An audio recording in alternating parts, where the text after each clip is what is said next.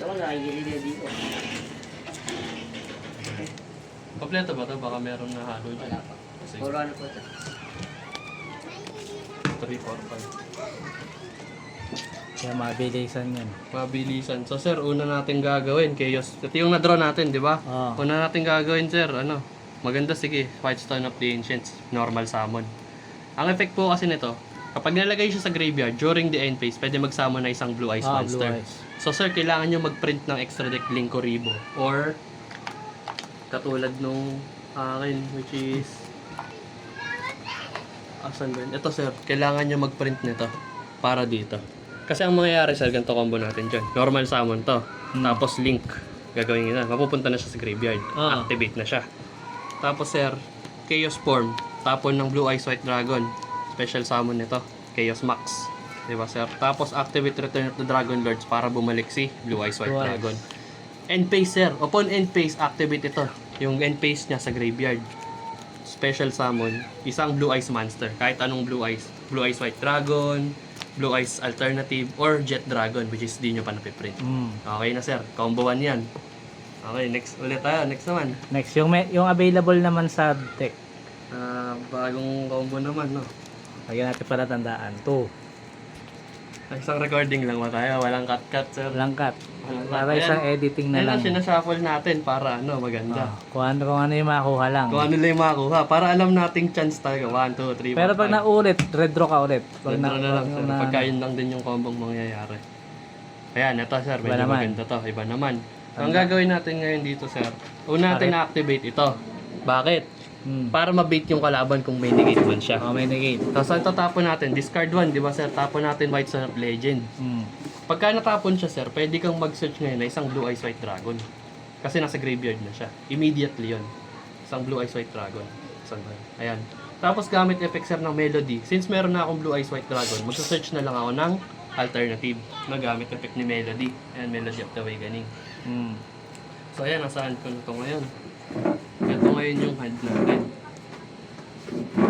Gagawin ko ngayon sir, activate ko to, papakita ko to sa kalaban. Then, special summon si alternative. Okay.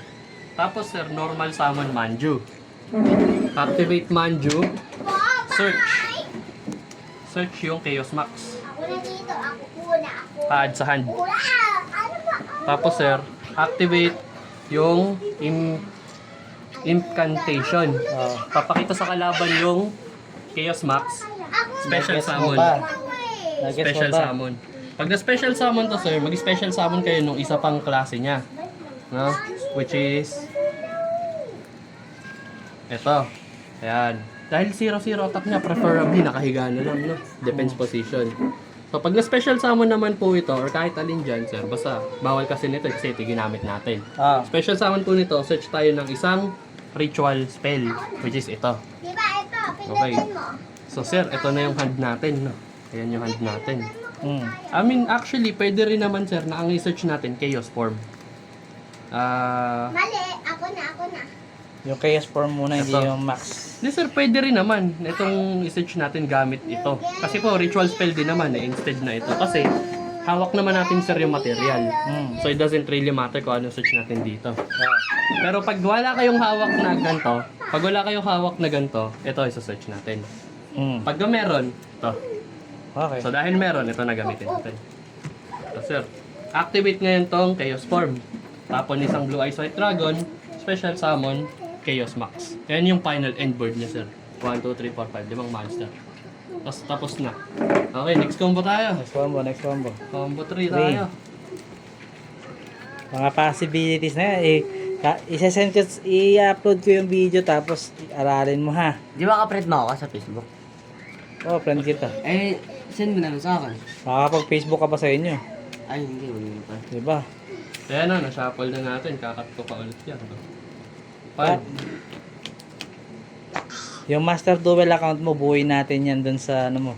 Okay, so sir, ito yung hand natin, di ba? So sabi ko nga, ito pa lang combo na yan. Pero i-bait natin siya, baka merong Ash Blossom. Ash Blossom. So trade in, tapon natin tong Chaos Dragon. Hindi natin kailangan yan, sir. Trade in, draw 2 tayo.